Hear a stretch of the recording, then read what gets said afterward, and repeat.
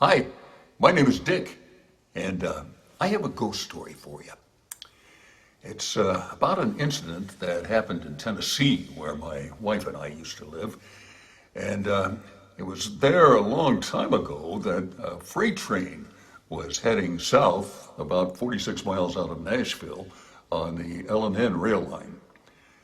Several days of heavy rain had washed out part of the landfill beneath a railroad trestle that the train would be passing over near a small town called Chapel Hill.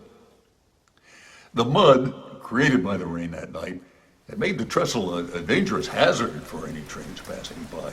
So, railroad officials dispatched a lone signalman to go up the track with a lantern to warn any oncoming locomotives to stop until the repairs could be made and the train could safely pass by.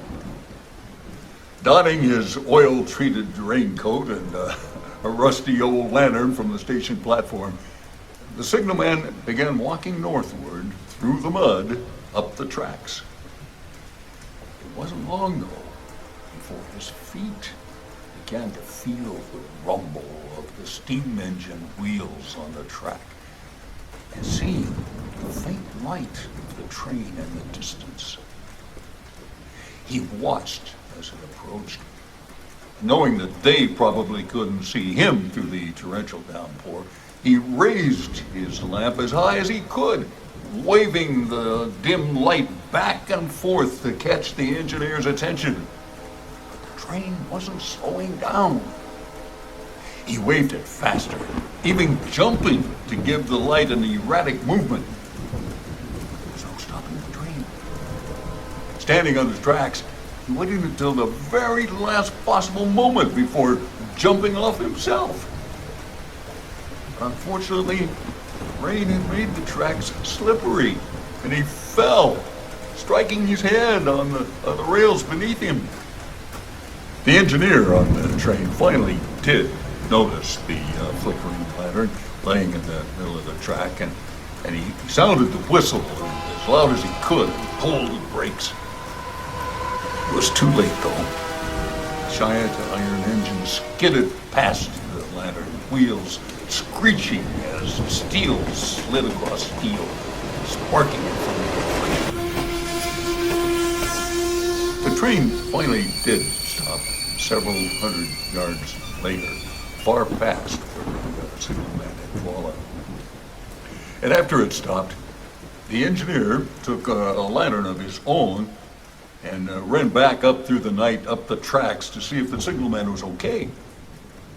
All he found was what was left of him.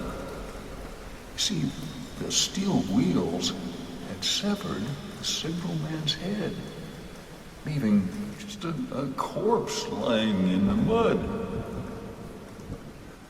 On seeing the gruesome situation, he headed back to the front of the train, shouting, "We hit him! We hit him!" And on the train, the brakeman and the conductor couldn't console the poor, distraught engineer. They put him back into the cab and went back themselves to collect what remained of the poor signalman. But when they got there, they couldn't find anything. They searched through the pouring rain and mud for hours, but both the signalman's body and his severed head were gone.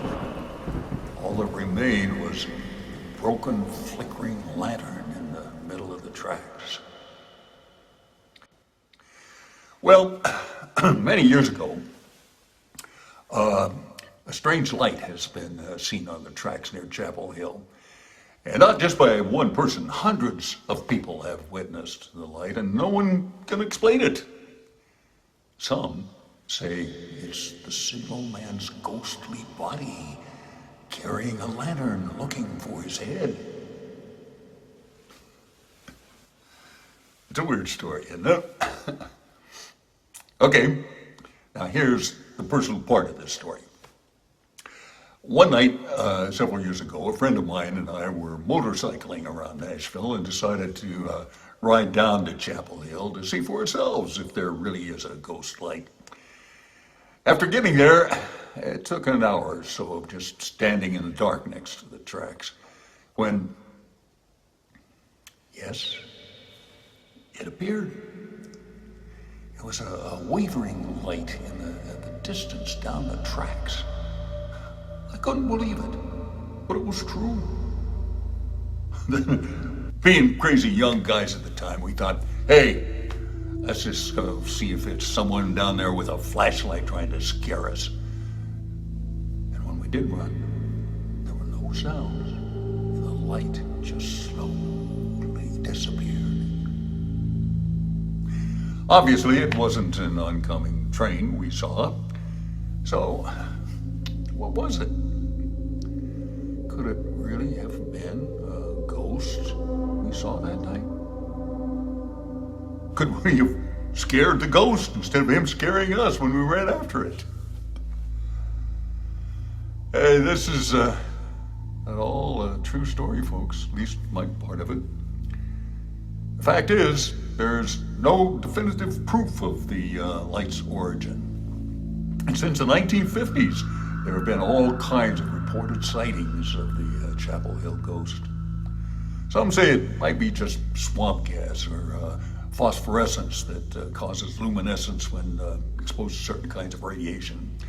Whatever it is, though, there is definitely something strange on those railroad tracks.